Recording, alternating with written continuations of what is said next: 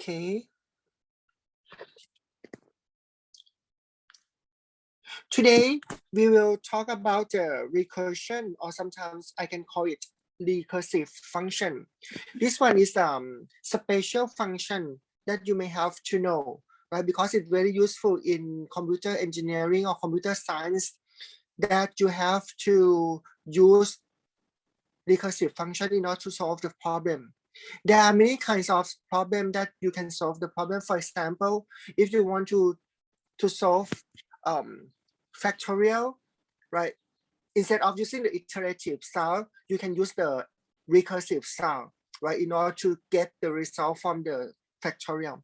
And also you have to, today you have to know about the Fibonacci, right? This is also a kind of the recursive function. And you can also use the recursive function in order to solve the problem of quicksort or merge sort that you will have to study in the next semester, right? In data structure and algorithm course. That's this part of C programming will be important for the near future of your study in this university. So, and this is the outline of today's class. That first of all, I will have to tell you about the definition of the recursive function, and I will give you two examples, that is a factorial and Fibonacci, how to write it in the way of recursive function. So first of all, I have to start from the recursion. A recursive function is a function that calls itself either directly or indirectly. Okay, you can see from this example, right? This is a kind of the recursive function, right? Okay, you can start from main program, right? You can see that we define two integer I and n, right? And I will be a kind of the result from this one. Okay, what is this? With the name together with the parenthesis and also argument. How can we call this? We call this a function call. This is a function call. We can treat a function call as a, okay, I forget to put the semicolon here. Okay, maybe. Okay, and please disappear. Okay, and what does it mean by this function, right? Function call, this recursion is a function name, right? It will return what? It will return an integer. Okay, you can see it from the formal function declaration or formal declaration here, right? So it is important. You have to know the return type of this function. This called return type. That is the type that you return. Okay, so you can guess that the result from what is the type of I?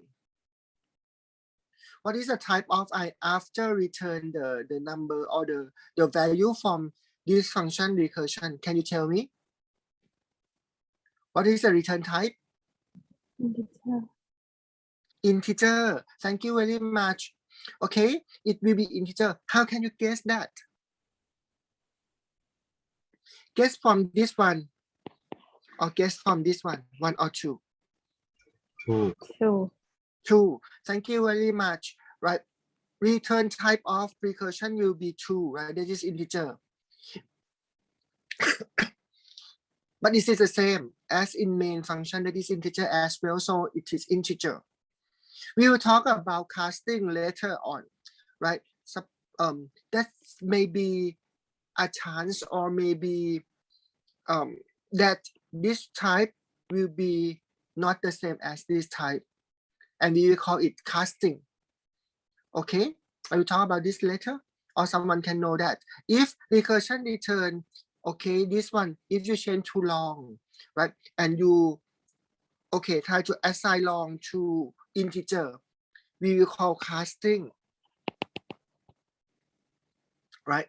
Casting, it will try to change long integer and keep it in integer type value. Okay, so this is okay, now we know that this is a function call, right? And n will be a parameter, right? In this main function, n is a actual parameter, right? So in this case, what is the value of n? What is the value of n now? 5, right? 5. Hello, are you ready for starting? Okay, 5, right? And so in this case, 5 will be assigned as a an actual parameter. Actual parameter.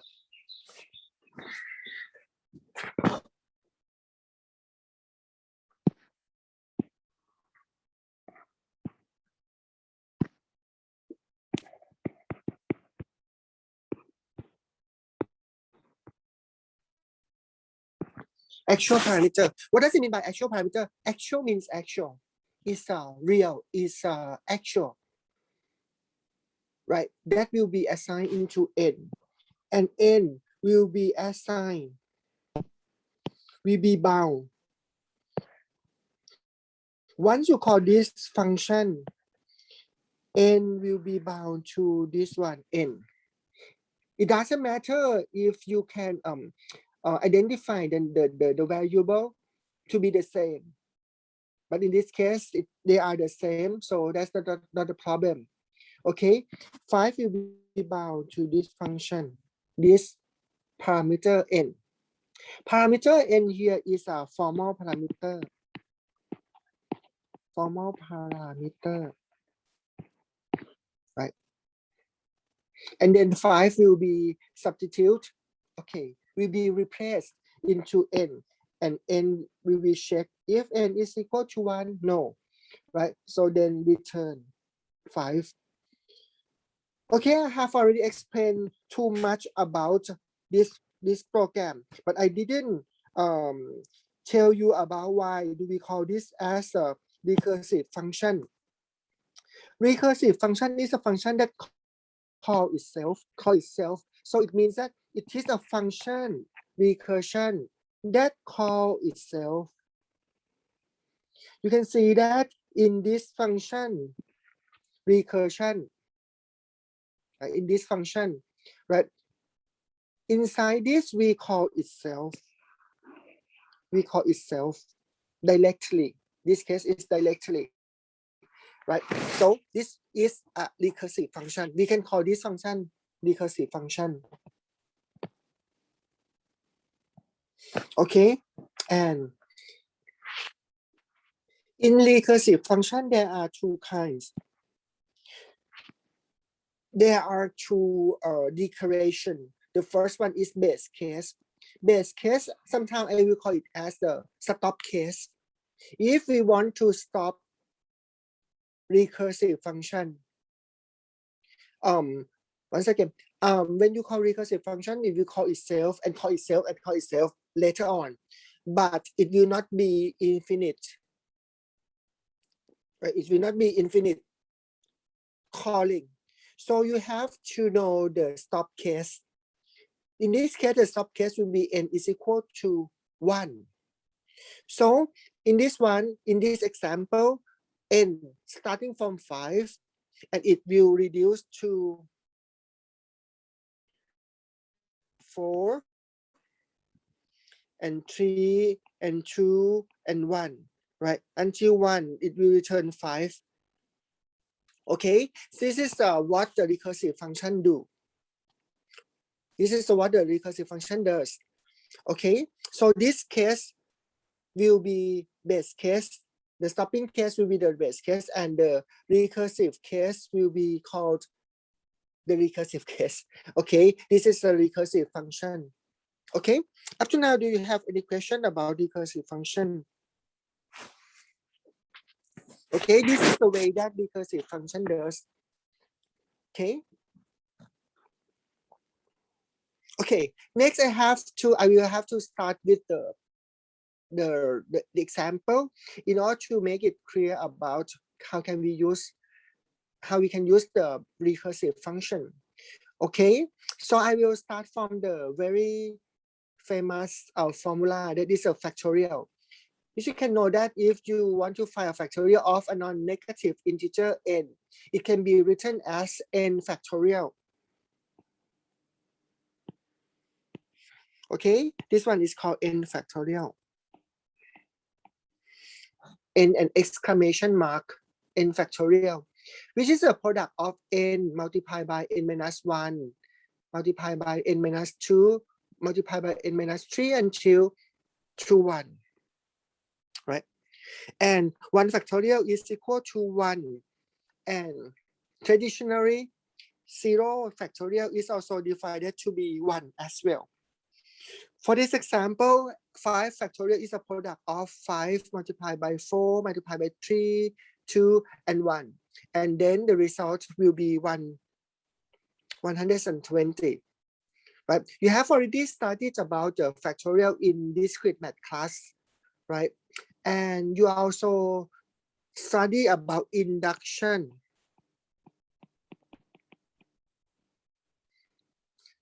Did Ajahn Narumon teach you induction? I guess so, right? I would say that induction in discrete math and recursive function in CPE 100 will be the same kinds. Not yet, really? Oh my God. Okay, that's not a problem. Maybe I will start first, and then you can understand induction later, right? Okay, no problem. I expect that you understand about induction first before you come to this part of C programming, but it's not necessary. Okay, so if you ask you to write a program, a C program in order to find a factorial, what will you do?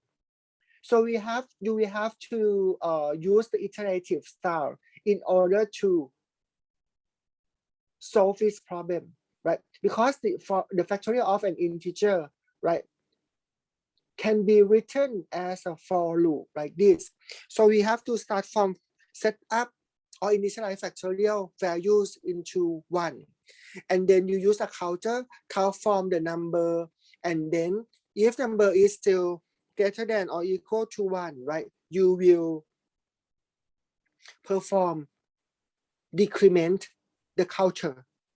You decrement the counter, and then you multiply the value of the factorial, the current value of the factorial, with the multiply with the counter, and then you can come up with the product of 5, 4, 3, 2 until 1.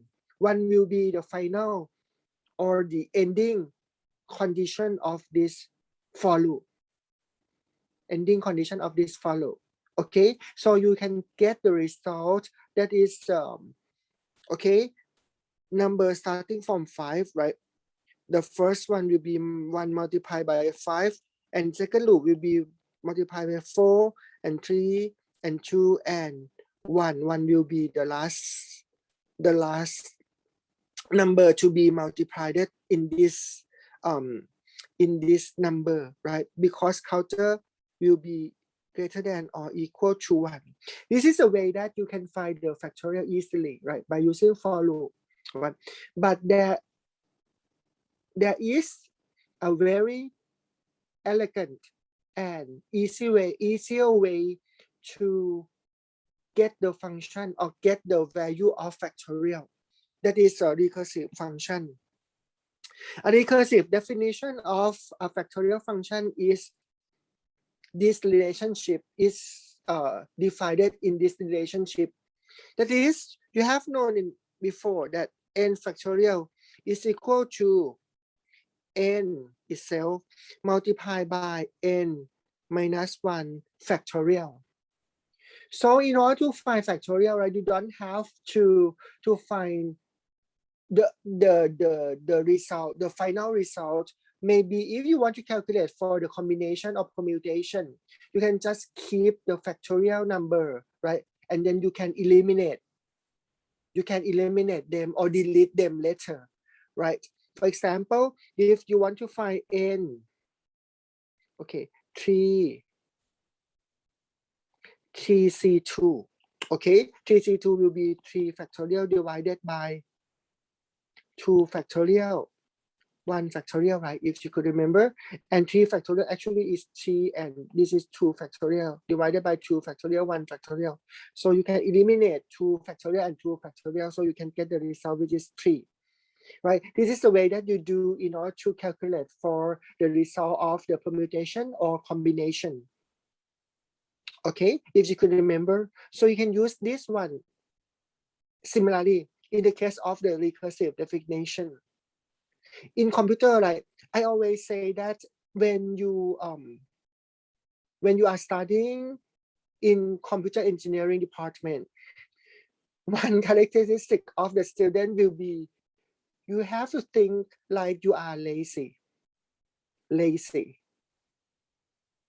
Okay, I have said that you have to think as yourself are lazy, because the computer or the programmer will be lazy.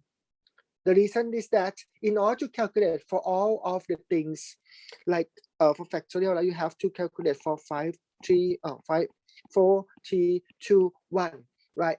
We are lazy. So we just calculate that 5 factorial is just 5 multiplied by 4 factorial, and just keep that.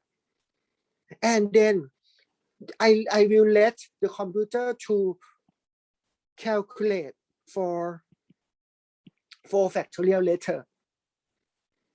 So this is a way of computer doing, right? So you can just define the definition, and then you let the computer to perform the iterative style or the recursive style instead of you as a programmer. So this is the way of the attitude that I would like you to think about this. I'm not going to say that you should be lazy. You should be do nothing, right? But the thing is that if you are the computerist, what you are going to do is you have to find the easier way in order for you to don't waste the time for doing iterative things. You can let the iterative things or recursive thing to computer to perform this calculation for you. Okay, so this is why I start to tell you about the factorial, right? This is important. And okay, 5 factorial is equal to 5 multiplied by 4, 3, 2, and 1. And then you can group them, right? 4, 3, 2, and 1. And then you can get 4 factorial, right? So when you see this, right? Okay, from now on, if you see 5 factorial, you have to think about this formula instead of this formula. Okay, why? I will say that, okay, I will have to change 5 factorial into, okay, factorial 5 into a function. Okay, factorial function 5 will be 5 multiplied by factorial 4. And I don't know what does it mean or what is the value of the factorial 4, but I will just let the computer to do by yourself, to do instead of yourself. Okay. Okay, this is a way that the computer will perform 5 factorial. Okay, we'll start from 5 factorial, right? And if we use recursive function, okay, it will be 5 multiplied by 4 factorial. And the computer will, or the function called recursive function will perform 4 factorial automatically. Then 4 factorial is equal to 4 multiplied by 3 factorial. And then we still do not know about the value of 4 or 3 factorial. So we can continue perform 3 factorial function. And you can get 3 multiplied by 2 factorial. And then 2 multiplied by 1 factorial. And for the base case, If you could remember 1 factorial, if n is equal to 1, then return 1. Return 1 means it will, okay, this return 1. Because 1 factorial is equal to 1, right? This will return 1 to 1 factorial. What does it mean by return? It will return to the function call, right? Before you go to this page, right, we will call factorial 1, right, which is the last call, right? And when factorial 1 has been called in this function, sorry. Oh.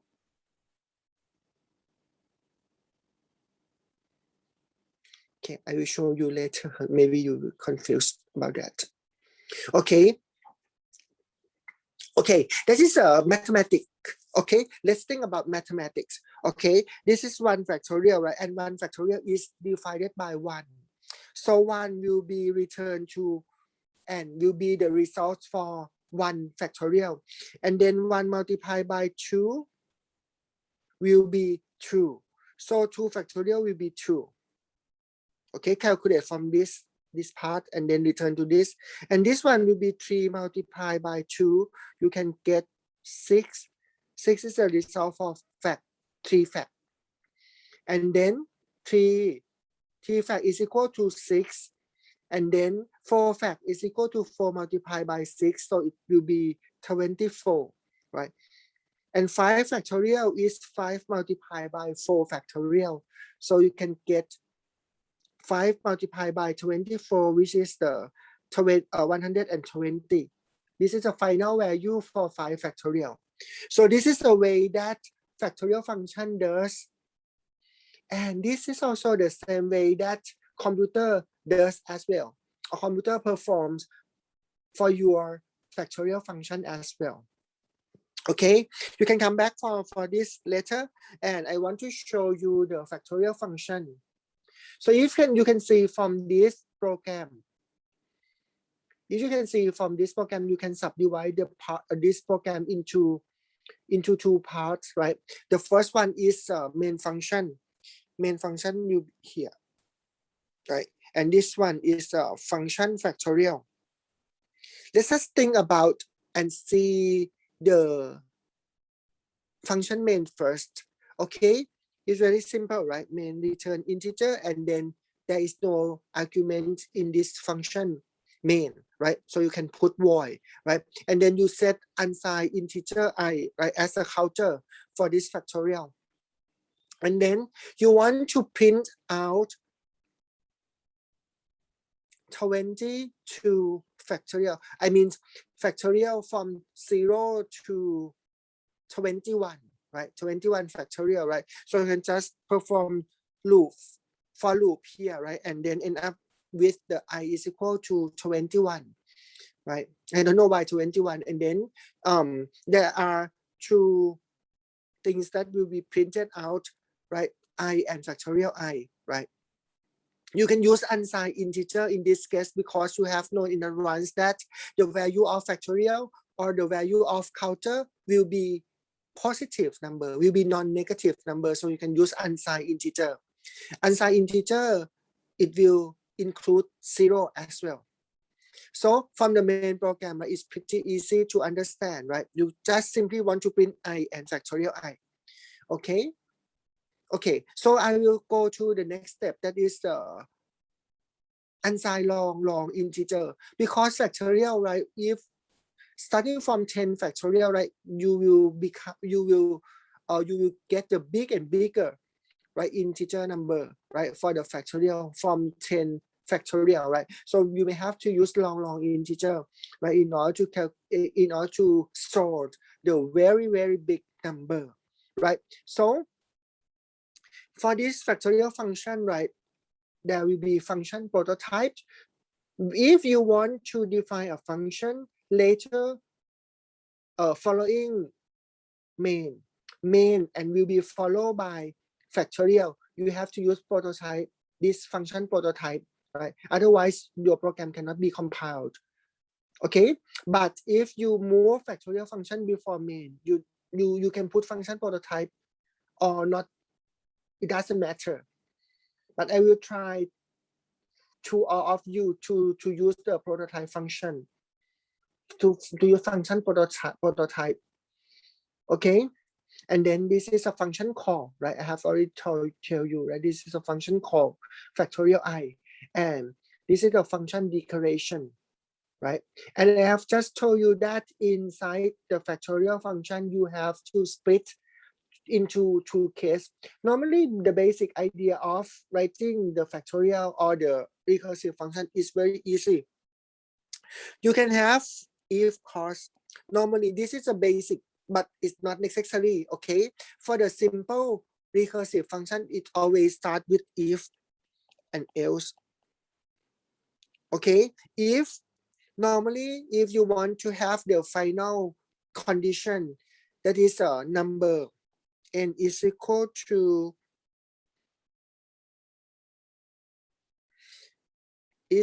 one, or in this case less than one, right? You can return one, right? This is a factorial.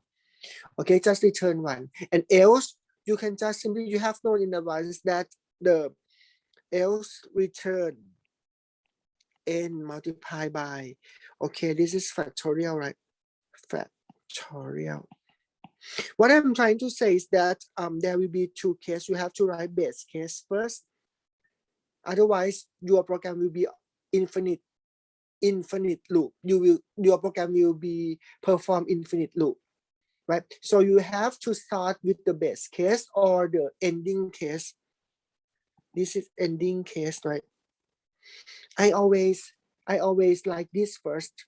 I always like if n is equal to 1, which is the ending case, and return 1. Because I don't want to forget this, right? And then I write else and return n, and then recursive call. Okay, if you can see from this program, right? In this program, n is if number is less than 1, it will return 1. And recursive step, right? Return number, right? Like 5 multiplied by factorial number minus 1, or in this case will be 5, and this one it will be 4 factorial.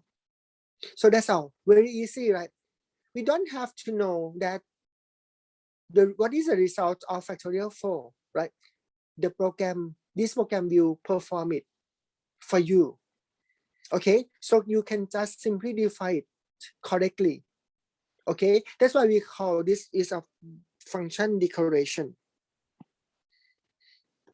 Okay, this is a base case and this is a recursive case. Okay, this is a very simple recursive program.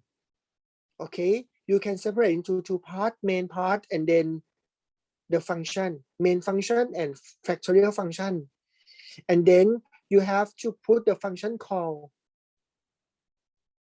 a function call in the main program, right? So that is what you mean that I mean that you are going to call this function, and then you have to define the recursive function.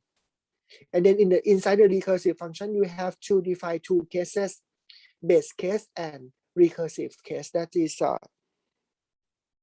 general idea of how to write the factorial function in your program, in your C program. Okay, up to now, do you have any question about this program, this function factorial? And this will be the result starting from 0 factorial, right? 0 factorial is also 1, right? And then they print out until 21 factorial.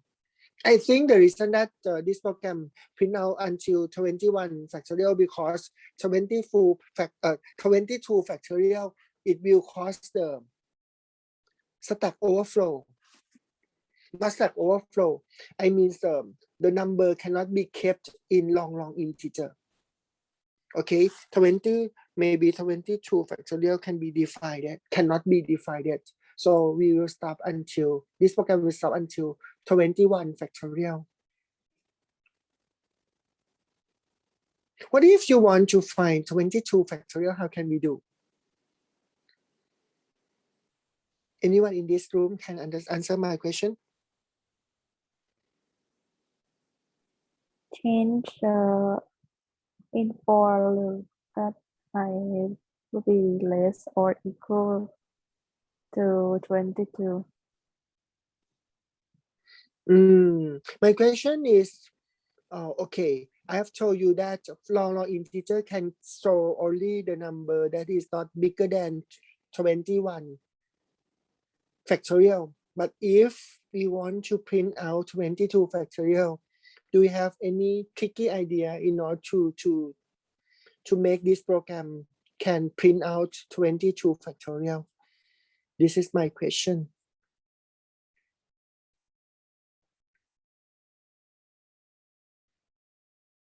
Okay, maybe you will not use this trick. You cannot how to use this trick. You can use double, because double is a bit is bigger than integer. Okay, maybe you can try. Okay, but instead of printing out the float format, you can print out integer format, integer style. Okay, maybe you can try. Otherwise, you may have to manage the multiplication by yourself.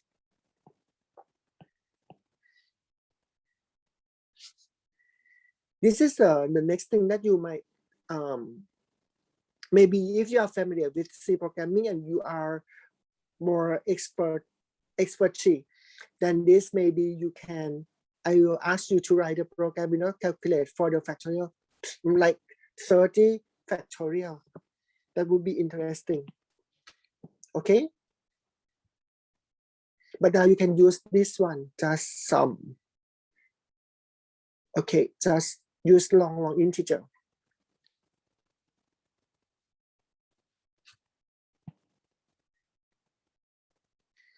Okay, do you have any question about factorial? If you don't know, if you don't have any question, I will go to the next interesting recursive function, right?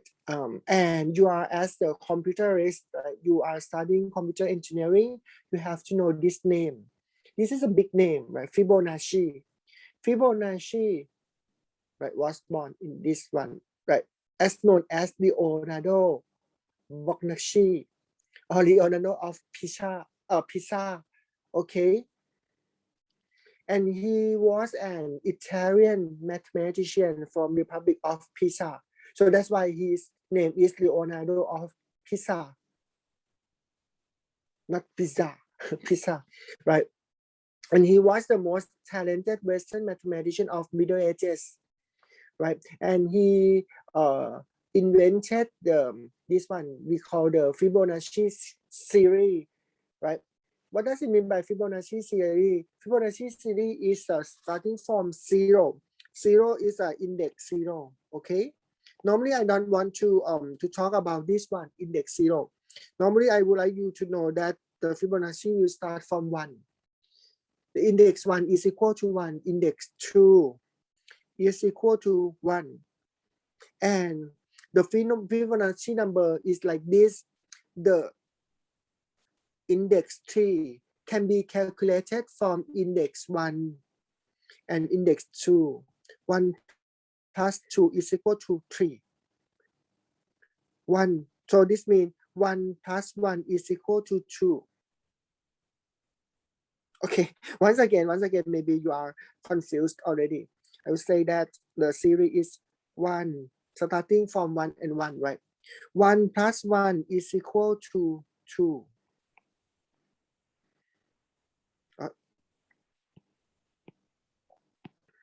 And 1 plus 2 is equal to 3. And 2 plus 3 is equal to 5. 3 plus 5 is equal to 8, and so on. So the definition of the Fibonacci number is the sum of the previous two Fibonacci number. Previous two Fibonacci number. So what will be the later one?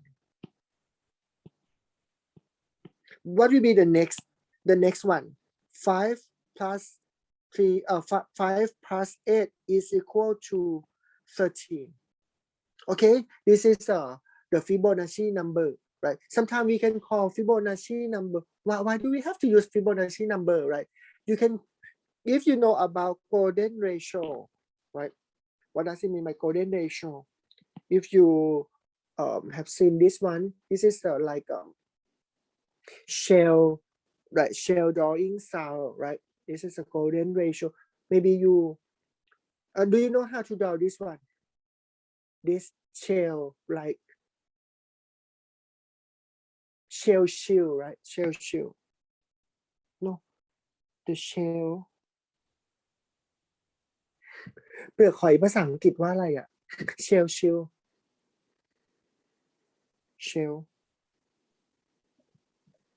okay, do you know how to draw it? You can use mathematical function in order to draw it. Okay, I will show this.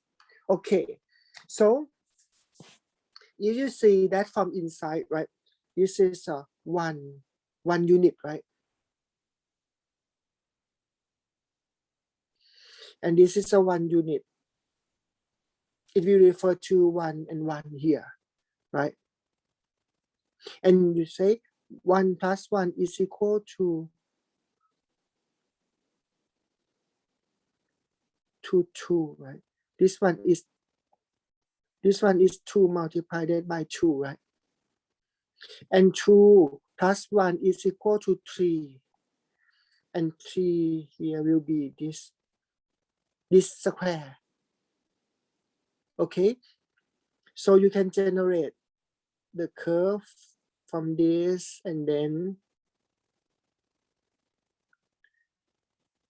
right, by use the Fibonacci series, right, and you can generate the curve for the shell,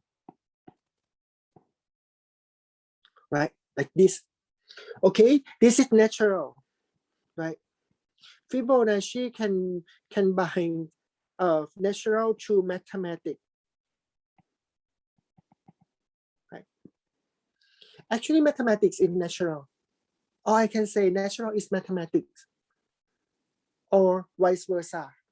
I don't know. But this one is a proof, right? It's a one proof that if you want to define natural curve, right, you can also represent it in terms of the mathematic function. Okay, so how can we generate this series?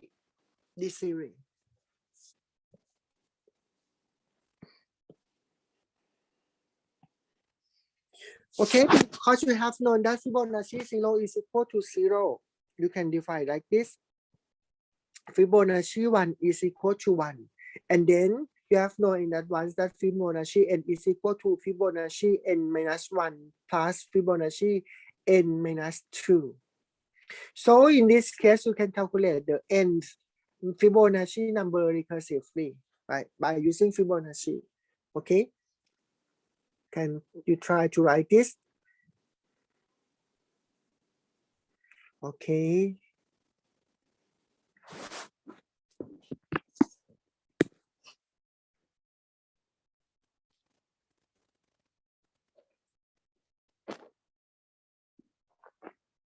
Okay, maybe I will show you how to write the program so you can catch up my words. Okay, I will stop sharing. Share the screen. Okay, I use this online free compiler again, right? So when I start the program, right, I will start from main program, right?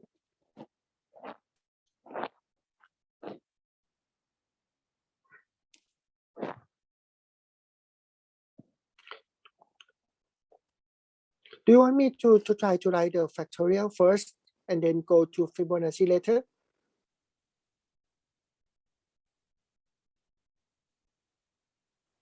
Okay, maybe I will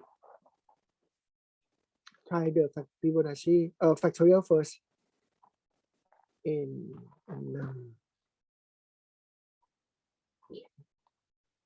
put me 5. Okay, I use this in order for the first. Okay, I want to print f. I want to print out the factorial number. Factorial of percent sign d, right, is percent sign d and backslash n. Okay, and then okay, num and factorial. When I want to write a recursive function, I will do like this. Okay, starting from the main function. Okay, num. Okay, I set up num is equal to 5, right? Because I want to find the factorial of 5, right? And then print out the factorial of num. You can see this, we can simply use factorial, even it is a function name, right? You can also use it as a variable. Okay, and then I use, okay, I just use a simple one, integer factorial. And then I declare the local variable integer. Okay, I changed to maybe test. Okay, I use different name, right? And then, okay, this one, test is a local variable in factorial function. What does it mean by factorial? The local variable? Local variable means it is a variable that can be known only inside this factorial function, this function. Outside this function, test will not be visible. It's invisible outside the factorial function. Okay, so as I just told you that when I write a recursive function, what the first thing that I will have to do is I will start from the base case. If, okay, I have known in advance that if number, okay, I use test is not reasonable, so I use number, right? Number like this. I use test because I want to show you that you can use any, you can name any name, right? If number is less than or equal to 1. Okay, or sometimes you have known in advance that if number is 0 factorial is equal to 1, right? You will return 1. Okay, so in this case, okay, I just like only if, and this one is not a recursive function anymore. It's not a recursive function. So I want to show you that 0 factorial is equal to 1 or not. So this is a simple function, right? You have to know how to write a function. Function, you have to start with the function name, and it doesn't matter that you have the argument or not, but you have to return. If you have return type integer, so in this function body, you have to return something out. For this case, if number is equal to 0, return 1. Okay, because I want to write a program step by step and slowly.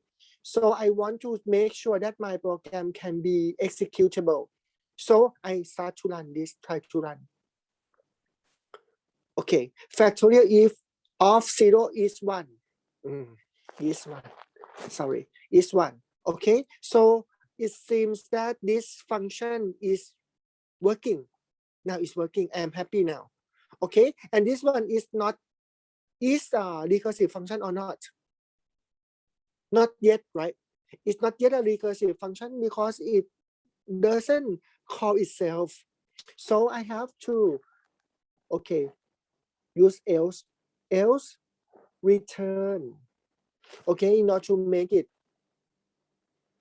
traditionally, so I want to make this is a equal rank, right?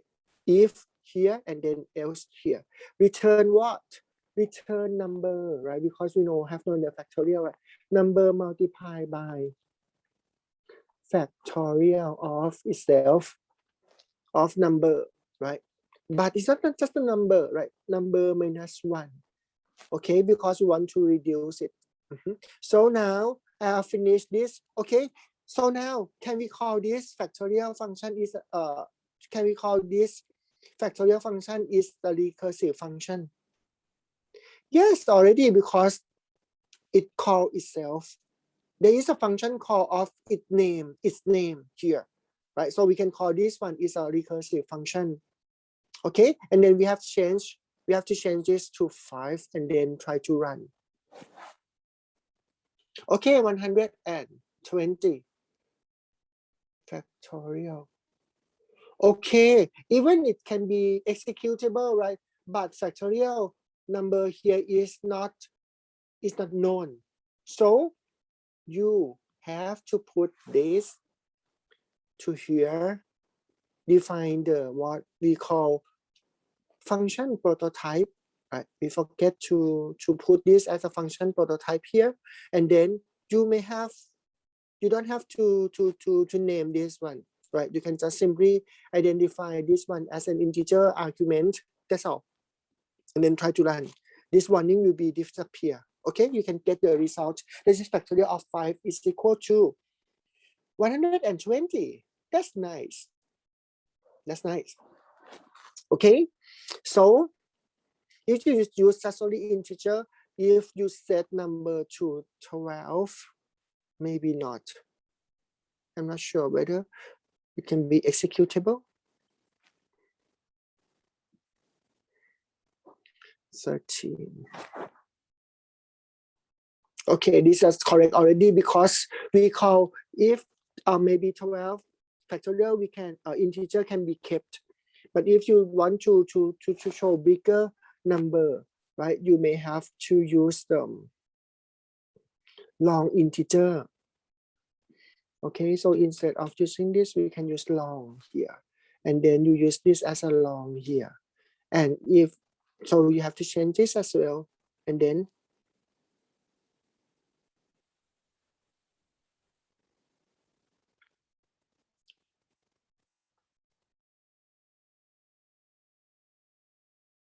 okay, now you can see that factorial 13 factorial is execute, it can be computable. Okay, but there is a warning here, that is the percent sign D, right, for num or num. Okay, because num is long, right, maybe you cannot use D alone, you have to use LD, right? I'm not sure whether 30 is not possible. I think it will be round off. You can see that there is the value is minus because maybe the result that is assigned into the long num will be returned here is not using long as a type is not enough. The storage is not enough, and it's round off into the negative number.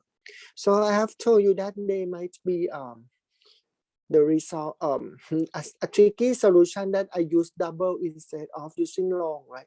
Because double is the maximum you can keep, maximum time that you can keep. Okay, I will try. It's quite strange because the result is double and you try to print out as integer. I will try. Okay. Oh, num.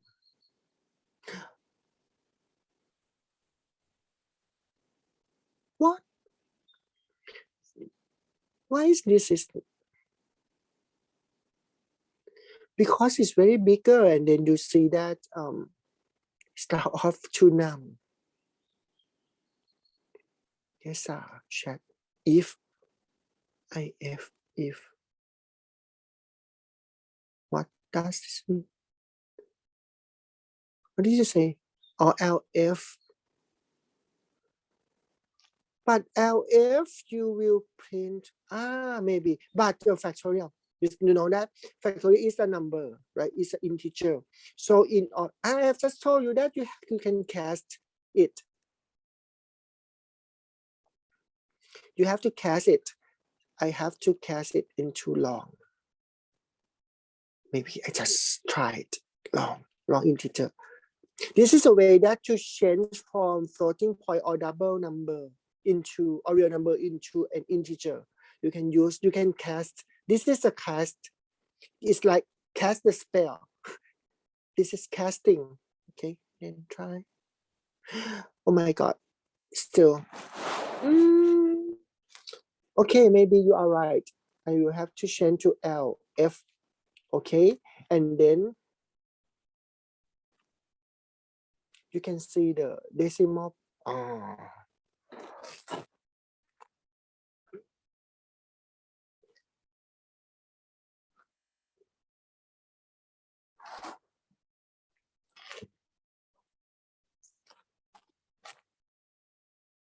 Oh, this one.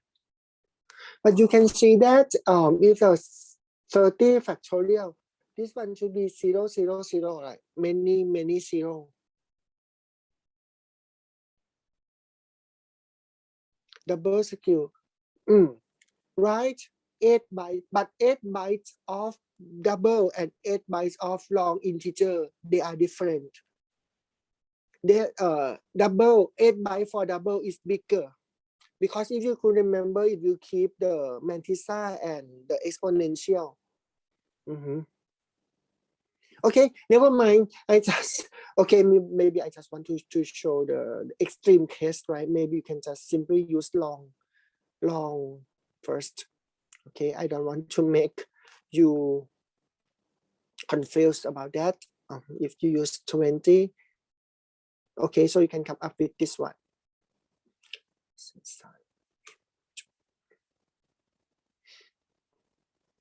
Okay, this is for factorial. Okay, what if I want to print out, I think we can use long double. We cannot use long double, sorry. We don't have long double. Okay, okay, the next thing that I would like to teach you is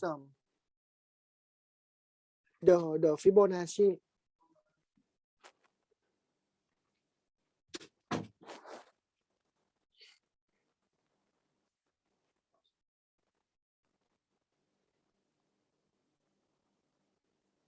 Okay, I will next go to the next step, that is Fibonacci.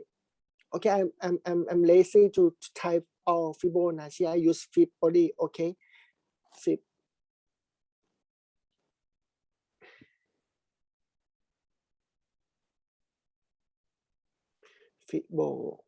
Fibonacci of is, but Fibonacci is not too big.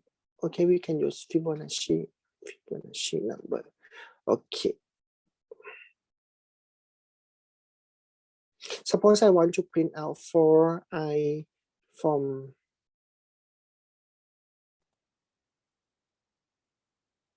1, I less than or equal to num, right? And I plus, right? Then print out Fibonacci. Okay, and then for Fibonacci, if number is equal to 1, right? And or I have to use or number is equal to 2. If you could remember the index 1 and index 2, the Fibonacci series will be 1, right? And this one is, but Fibonacci is different to the factorial, right? Fibonacci will return Fibonacci of number -1 plus Fibonacci number -2. Okay. I like, you know, when I was studying in the undergrad level, right? When I studying the programming, I like recursion very much because it is me, right? I'm lazy. I don't want to write long piece of code, right? This one is very short and very elegant, right? You can see that. Just okay. We have the iteration style in order to write a Fibonacci, but I think recursion is more elegant. Okay, very simple, right? If this one is base case, this one is recursive case. Very short, okay, and run. Uh-oh.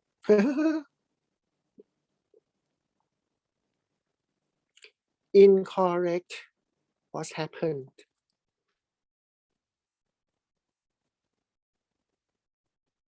Number equal to 0.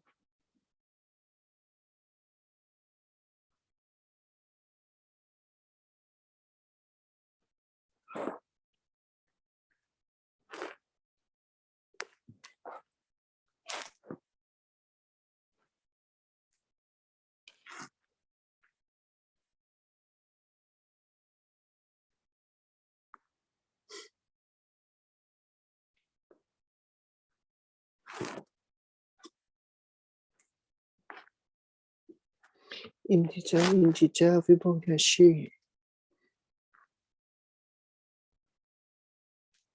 FIB Fibonacci of is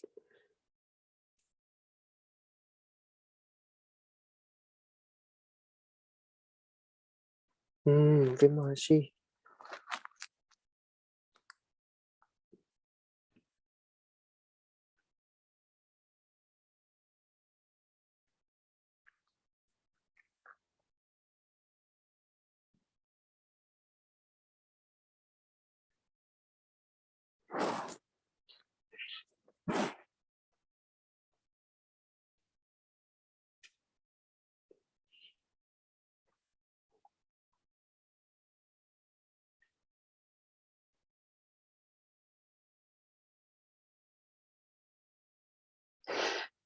right should be I. Oh my god, thank you very much. Okay, this is the result of the Fibonacci 1 1 2 3 5. Okay, correct, seems to be correct. Thank you very much for your comment. I forget to change this to I, right? Fibonacci I. Okay, I want to print out the Fibonacci of I from 1 to 20. So I can use this one. Okay. Okay, this is all of the recursion.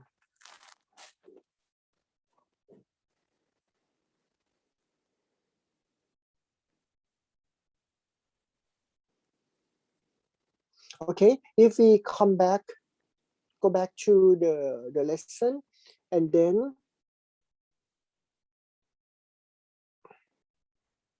okay, this is completely this is exactly the same as I have told you in the program, right? So this is a way that if you want to calculate for Fibonacci 3, right, it is that you have to return Fibonacci 2 plus Fibonacci 1, and for calculating for the Fibonacci 2, right, return Fibonacci 1 and Fibonacci 0. This return 1, this return 0, and this return 1. So Fibonacci 3 will be 1 plus 0 plus 1 will be 2, right? 1 plus 1 is 2. So this is the way that Fibonacci does. Okay, this is all of today class. It is 9:30, so you can have time to maybe to remind yourself, and then you can ask anything about maybe function or recursive function. Please feel free to ask me, and I can stop share here and then